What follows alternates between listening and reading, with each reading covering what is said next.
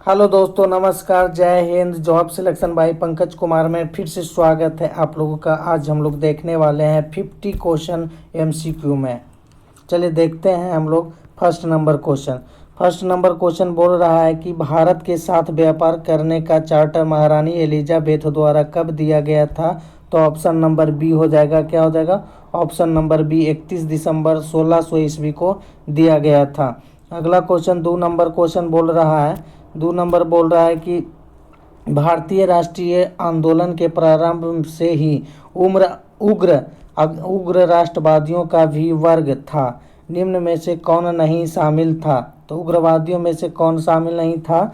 तो ये option number C हो जाएगा। गोविंद रानडे नहीं था। अगर पूछ ले वो उग्रवादियों का जन्मदाता किन्हें कहा जाता है, तो बाल गंगाधर तिलक को कहा जाता है, जो लाला लाजपत राय भी वही में शामिल थे, और बिपिन चंद्र पाल थे, जिनको लाल बाल पाल के नाम से जाना जाता है।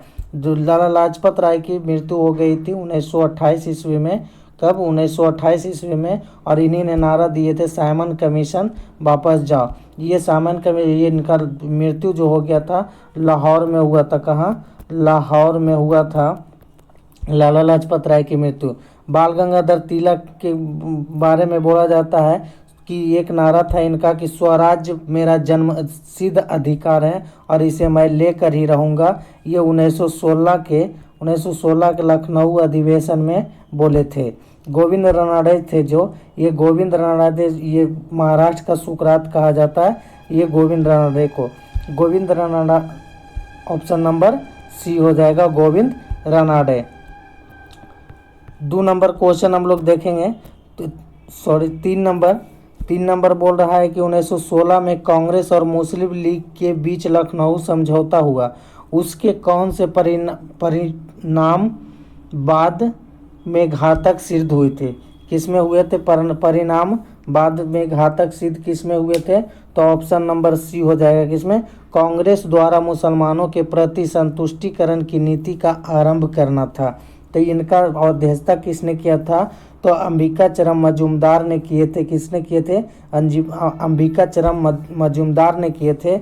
और इनका मुख्य भूमिका जो मुस्लिम और कांग्रेस लोग को मिलाने का मुख्य भूमिका निभाए थे एनी बेसेंट और बाल गंगाधर तिलक ने। 4 नंबर क्वेश्चन बोल रहा है कि व्यक्तिगत सत्याग्रह किस वर्ष किस गवर्नर जनरल के काल में हुआ था? व्यक्तिगत सत्याग्रह कब हुआ था? तो 1940 ईस्वी में हुआ था। किसने चलवाए थे? गांधी जी ने चलवाए थे। प्रथम सत्याग्रह कौन थे? तो विनोबा भावे थे। विनोबा भावे हुए थे। दूसरे बोलेंगे तो ये दूसरे किसने हुए थे? जवाहरलाल नेहरू हुए थे। दूसरे सत्याग्रह। और तीसरे कौन हुए थे? तीसरे हुए थे ब्रह्मदत्त। तीसरे कौन हुए थे? ब्रह्मदत्त हुए थे, जो 67वीं बीपीएससी में पूछे गए हैं। तीसरे सत्याग्रही कौन थे? तो 1940 में हुआ था। किसके शासनकाल में हुआ था? तो ऑप्शन नंबर सी हो जाएगा, लॉर्ड लिनलिथगो के काल में हुआ था 1940 ईस्वी में। 5 नंबर क्वेश्चन बोल रहा है कि भारतीय राष्ट्रीय कांग्रेस के पूर्ववर्ती संस्थाओं में से सबसे पहली कौन प्रमुख संस्था थी? तो कौन थी? ऑप्शन नंबर सी हो जाएगा, ब्रिटिश इंडिया एसोसिएशन था। कौन था? ब्रिटिश इंडिया एसोसिएशन था। पूछेगा भारतीय राष्ट्रीय कांग्रेस की स्थापना कब हुआ था? 28 दिसंबर 1885 ईस्वी को हुआ था। किसने किया था? होम ने किया था। ये इनकी प्रथम अध्यक्ष कौन बने थे? बोएमएस चंद्र बनर्जी ने बने थे। कौन? बोएमएस चंद्र बनर्जी बने थे। और इनकी अध्यक्षता जो हुआ था प्रथम बार, उसमें भाग लिए थे 72 मेंबर थे। और बोलेगा कि इनकी स्थापना की हुआ था 28 दिसंबर 1885 ईस्वी को होम ने किए थे। और बम्बई में हुए थे। कहाँ? बम्बई में। प्रथम अध्यक्षता भी बम्बई में बैठक किया गया था। 6 नंबर क्वेश्चन है। 6 नंबर बोल रहा है कि साइमन कमीशन की सिफारिशों के संदर्भ में निम्नलिखित में से कौन सा एक कथन सही है? तो कौन सा एक कथन सही है? तो 6 नंबर का ऑप्शन नंबर सी हो जाएगा। कौन सा? ऑप्शन नंबर सी हो जाएगा। बोल रहा है कि इसने केंद्र में द्विसदन विधायिका के उन्मूलन का सुझाव दिया था। किसने दिया था? साइमन कमीशन ने। साइमन कमीशन की स्थापना कब हुआ था? 1927 ईस्वी में हुआ था। भारत इनका आगमन कब हुआ था? 1928 ईस्वी में हुआ था। इन्होंने अपना रिपोर्ट पेश कब किए थे? 1929 ईस्वी में किए थे। अगला क्वेश्चन देख, इन्हीं साइमन कमीशन के ही विरोध करते करते लाला लाजपत राय की मृत्यु कब हो गई थी? 1928 ईस्वी में। कहाँ हो गई थी? लाहौर में हुआ था। कहाँ? लाहौर में हो गई थी। 7 नंबर क्वेश्चन है। 7 नंबर क्वेश्चन बोल रहा है कि Dadabhai Naoroji British House of Commons के लिए चुने जाने वाले पहले भारतीय थे।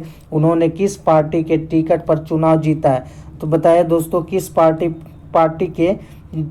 के टिकट पर चुनाव जीते हैं? तो कौन सा हो जाएगा? ऑप्शन नंबर डी हो जाएगा, लिबरल पार्टी। कौन सा? Option number D, liberal party. ये कब लड़े थे? तो ये लड़े थे 1892 ईस्वी को। कब? 1892 ईस्वी को चुने गए थे। 8 नंबर क्वेश्चन बोल रहा है। 8 नंबर बोल रहा है कि भारत पर हुनों का प्रथम आक्रमण किस शासक के समय में हुआ था? तो किस शासक के समय में हुआ था? ऑप्शन नंबर सी हो जाएगा, स्कंदगुप्त के समय में हुआ था। स्कंदगुप्त के समय में ही हुनों ने सबसे पहले भारत पर आक्रमण किया था। आगे है कुमारगुप्त प्रथम। कुमारगुप्त प्रथम गुप्त वंश के शासक था और ये नालंदा विश्वविद्यालय की स्थापना कुमारगुप्त प्रथम ने ही करवाए थे। बोलता है कि समुद्रगुप्त, ये विश्व विजेता कहा जाता है इन्हें, और ये कविराज भी कहा जाता है समुद्रगुप्त को, और समुद्रगुप्त का भारत का नेपोलियन कहा जाता है। और समुद्रगुप्त को ही ये हम लोग देखा गया है, सभी लोग बोला जाता है, कवियों ने बोले हैं कि ये बीना बजाते हैं सिक्कों पे नजर आए थे। अगला क्वेश्चन बोलेगा 9 नंबर बोल रहा है। 9 नंबर पूछ रहा है कि यहोल अभिलेख किस शासक से संबंधित है? यहोल अभिलेख का संबंध किस से है? तो ऑप्शन नंबर सी हो जाएगा, पुलकेशिन द्वितीय से है यहोल अभिलेख। यहोल अभिलेख का संबंध पुलकेशिन द्वितीय से है, और इसकी जानकारी जो होती है, ये पुलकेशिन द्वितीय और हर्षवर्धन के बीच युद्ध जो हुआ था, इनकी जानकारी यहोल अभिलेख से मिलता है। और किस नदी पर हुआ था? नर्मदा नदी पर। किस नदी पर? नर्मदा नदी के तट पर लड़ा गया था। आगे चले 10 नंबर क्वेश्चन हम लोग देखें कि 10 नंबर क्वेश्चन बोल रहा है कि सत्यमेव जयते किस उपनिषद में संग्रहित है? सत्यमेव जयते जो हम लोग के राष्ट्रीय वाक्य है वो किस में है? तो ऑप्शन नंबर डी हो जाएगा, मुंडकोपनिषद में है। पूछता उपनिषदों की संख्या कितनी है? 108 है। उपनिषदों की संख्या 108 है, और सत्यमेव जयते किस में है? तो ये मुंडकोपनिषद में है। ऑप्शन नंबर डी हो जाएगा।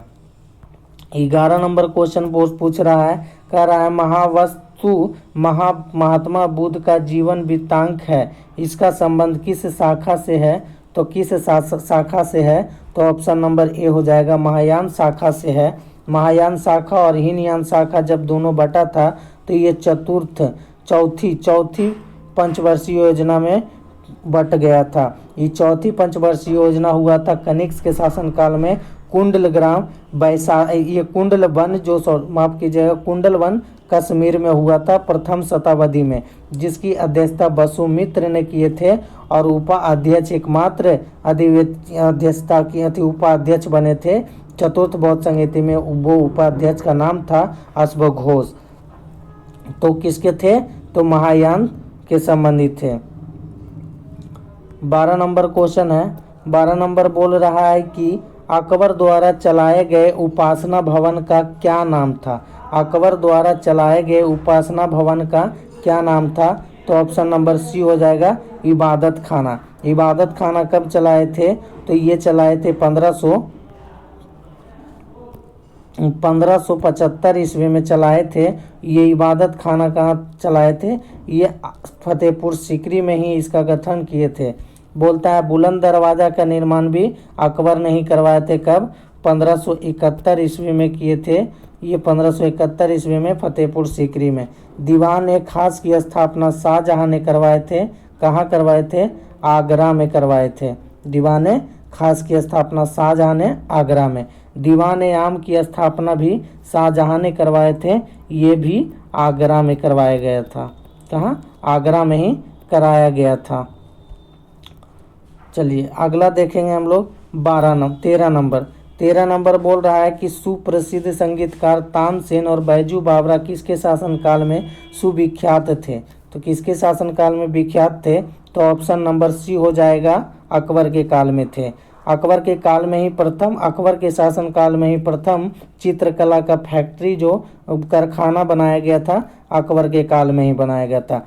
चित्रकला का स्वर्ण काल किनके काल को कहा जाता है? जहांगीर के काल को ही कहा जाता है। और हिंदी का स्वर्ण काल किनके काल को कहा जाता है? अकबर के काल को कहा जाता है। हुमायूं एकमात्र शासक था जो दिल्ली की गद्दी पर दो बार गद्दी पर बैठने वाला एकमात्र शासक था। बाबर जो थे ये मुगल वंश की स्थापना किए थे 1526 ईस्वी में। कब किए थे? 1526 ईस्वी में बाबर ने किए थे। 14 नंबर क्वेश्चन, 14 नंबर बोल रहा है कि न्यू कैसल पोर्ट जो दुनिया का सबसे बड़ा कोयला निर्यातक बंदरगाह है, यह किस देश में है? किस देश में है? तो ये ऑप्शन नंबर बी हो जाएगा, ऑस्ट्रेलिया में है। न्यू कैसल पोर्ट जो दुनिया का सबसे बड़ा कोयला निर्यातक बंदरगाह है, यह किस देश में स्थित है? तो ऑस्ट्रेलिया में स्थित है। पूछेगा दुनिया का सबसे बड़ा कोयला उत्पादक देश कौन सा है? तो चीन हो जाएगा। कौन हो जाएगा? चीन हो जाएगा दुनिया का सबसे बड़ा कोयला उत्पादक देश। कनाडा है। कनाडा के बारे में बोलेगा तो लुगदी और कागज का उत्पादन में सबसे अधिक है।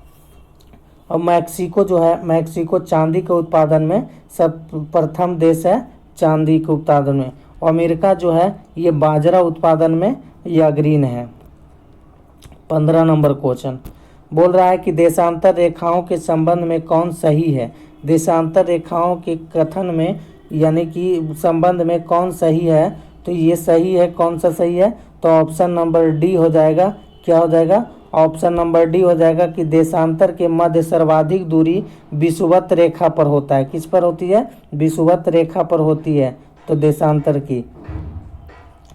16 नंबर क्वेश्चन बोल रहा है कि उत्तर से शुरू कर दक्षिण की ओर नीचे दिए गए पहाड़ियों को सही अनुक्रम को सजाएं, यानी कौन सा है? तो कौन सा है? तो देखते हैं, ऑप्शन नंबर सी हो जाएगा। ऑप्शन नंबर सी, अन्नामलाई पहाड़ी हो जाती है, फिर जवादी पहाड़ी, नीलगिरी पहाड़ी और अन्नालाई पहाड़ी हो जाती है उत्तर से दक्षिण की ओर से। 17 नंबर बोल रहा है कि निम्नलिखित में से कौन सी नदी अपने मार्ग बदलने के लिए विख्यात है?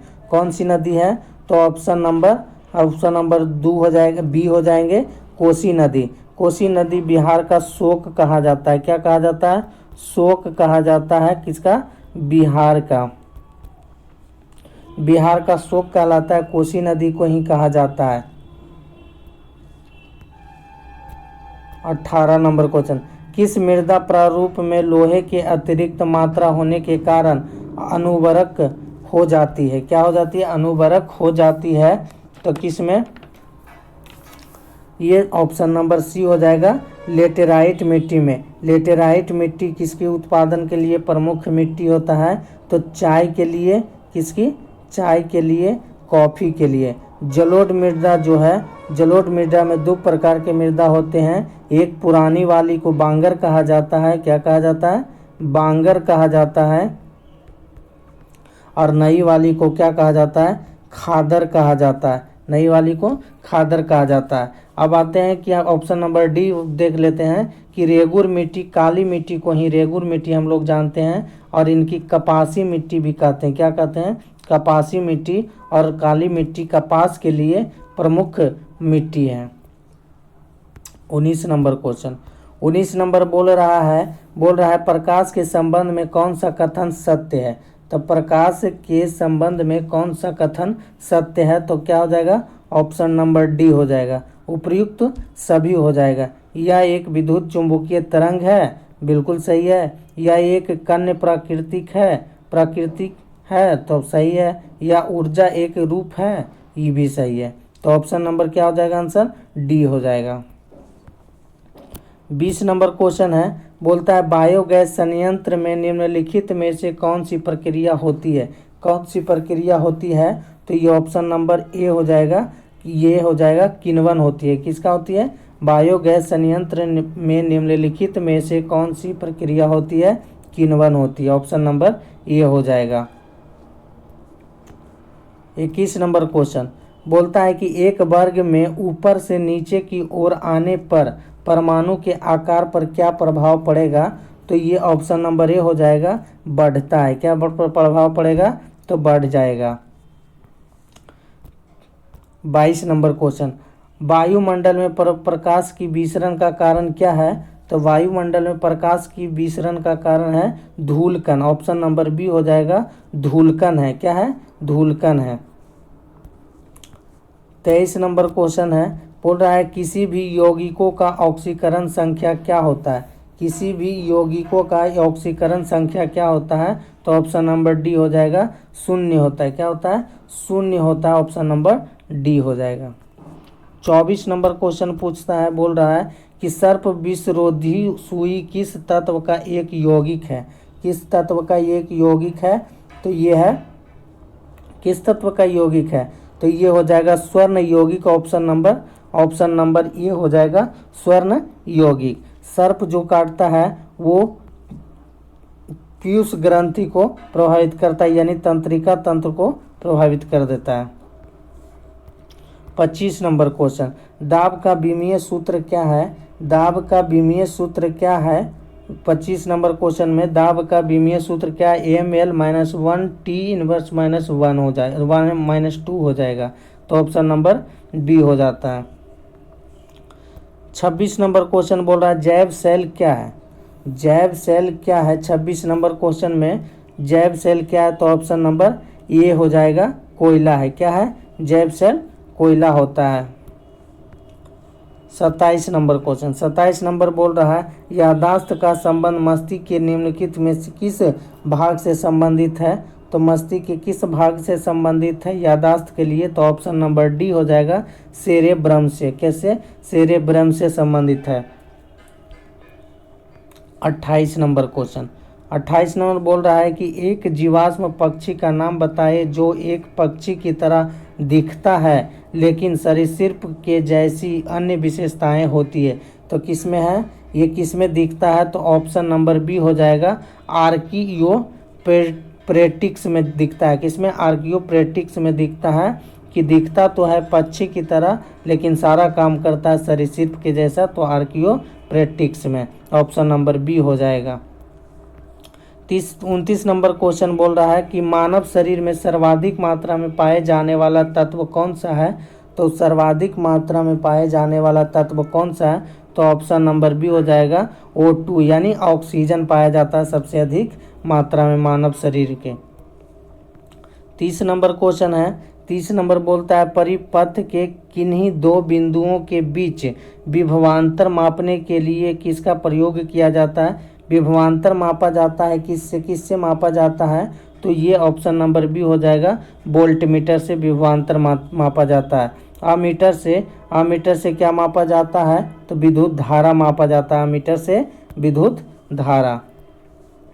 31 नंबर क्वेश्चन है, देखते हैं हम लोग कि आपातकाल के दौरान मौलिक अधिकारों का निलंबन कौन कर सकता है?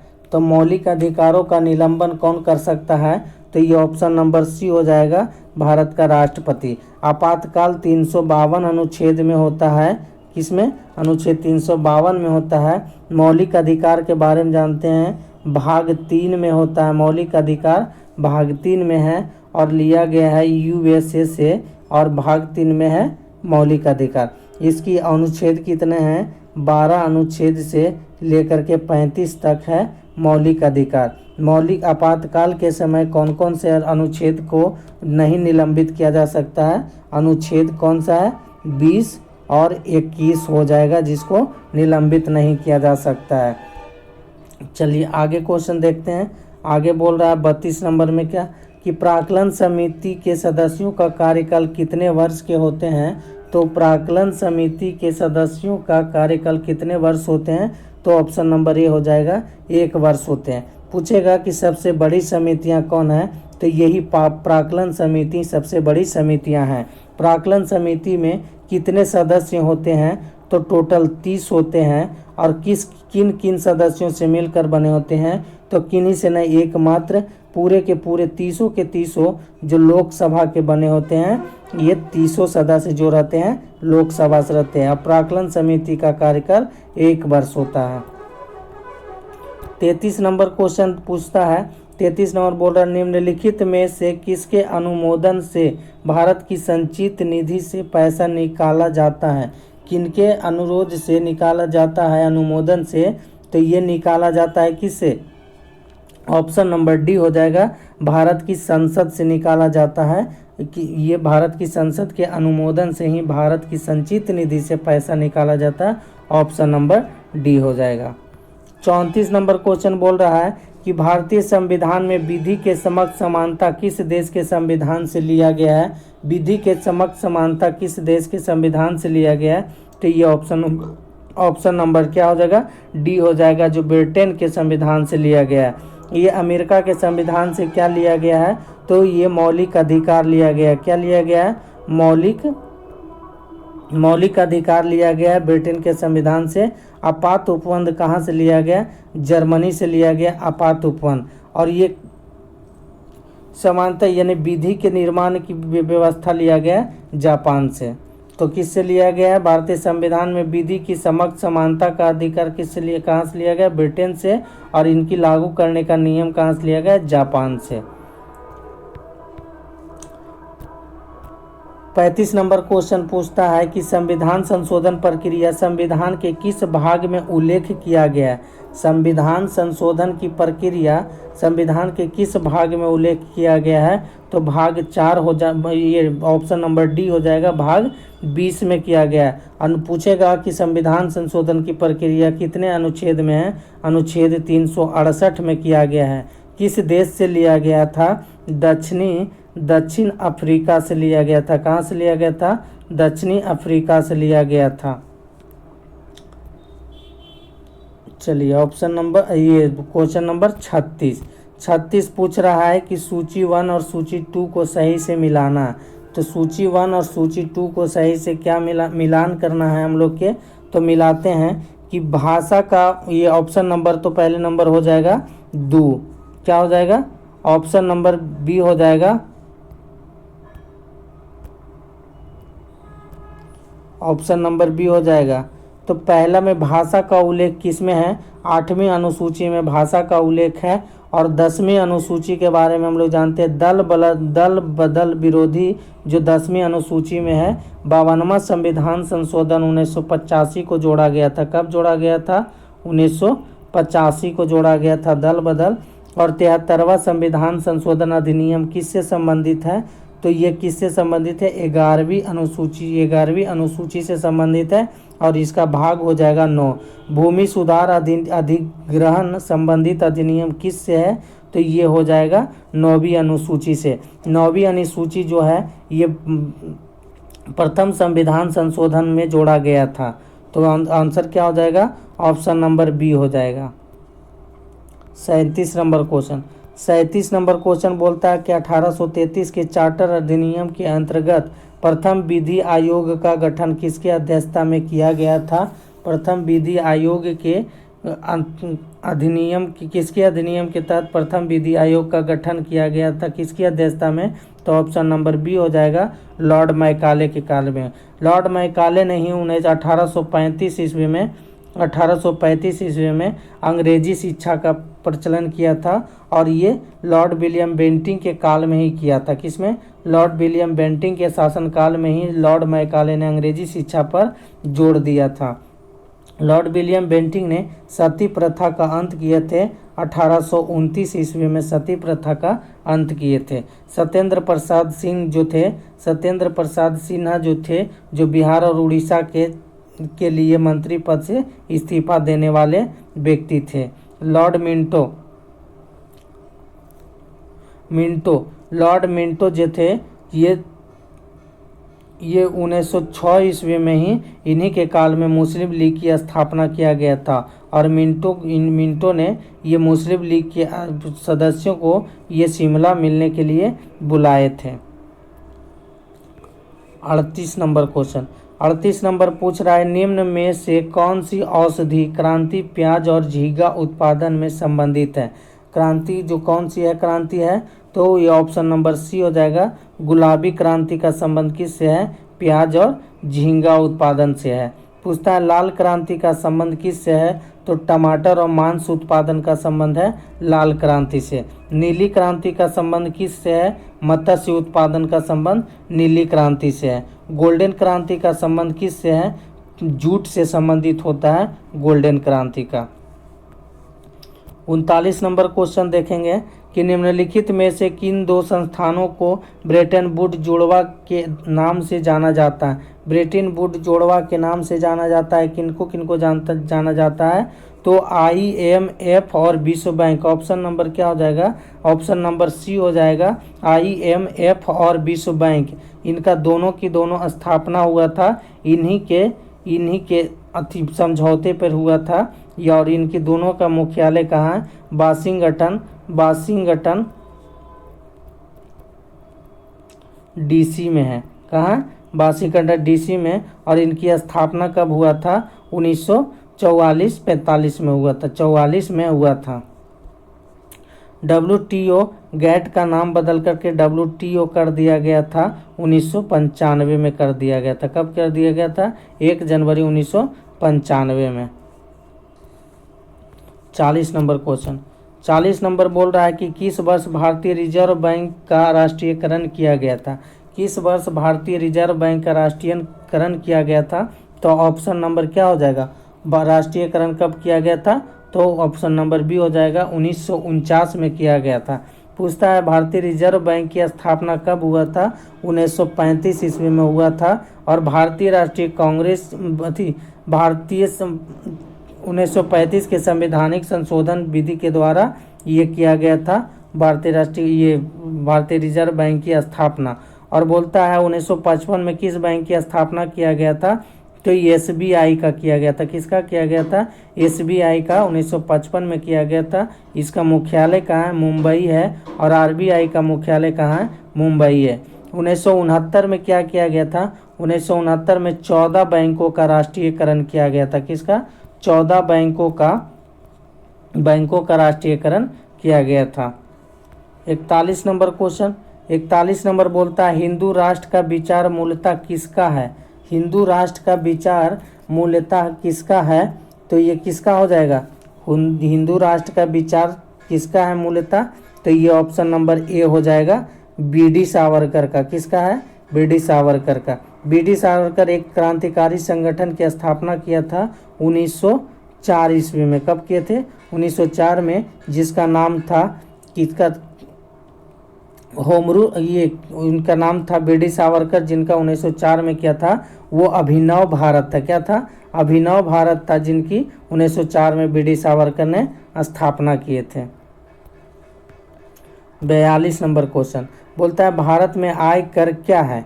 आयकर जो है क्या है भारत में आयकर, तो क्या हो जाता है, भारत में आयकर प्रत्यक्ष और प्रगतिशील है। कैसी है, ऑप्शन नंबर बी हो जाएगा, प्रत्यक्ष और प्रगतिशील है। 43 नंबर क्वेश्चन, 43 नंबर बोलता है कि कुचिपुड़ी किस राज्य का प्रसिद्ध लोक नृत्य है, तो ऑप्शन नंबर डी हो जाएगा, आंध्र प्रदेश का। और ये यक्षगान कहाँ का है, यक्षगान कहाँ का है, कर्नाटक का यक्षगान है। केरल का कथकली है, कथकली कहाँ का है, केरल का है। ओडिसी कहाँ का है, ओडिसी उड़ीसा का है, ओडिसी उड़ीसा का है। तो ऑप्शन आंसर क्या हो जाएगा, option number D, Andhra Pradesh Kuchipudi का संबंध है। 44 नंबर क्वेश्चन है कि निपख आंदोलन के प्रेरणेता कौन थे।